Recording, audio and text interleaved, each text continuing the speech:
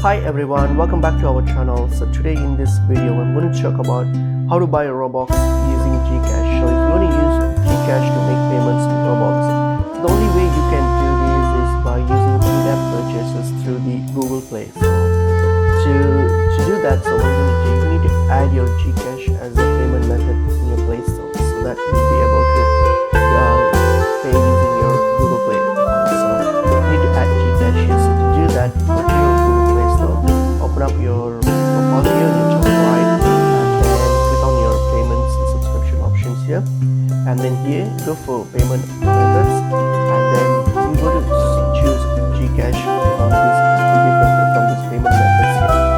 Keep in mind that this GCash option is only available at certain regions and locations, so we only have the option to add GCash as a payment method if you live within the supported region or the location. So unlike mine, so I don't have access to GCash, so you're going to select that GCash as the option. Once you select and make it as the payment option on your Google Play, then you can normally do like how you normally in-app purchases on your Google Play. So you can just do in-app purchases and it will be paid through your GCash account if you're already connected it. So that's pretty much it is. Hope this information was helpful to you all. I'll see you in another video.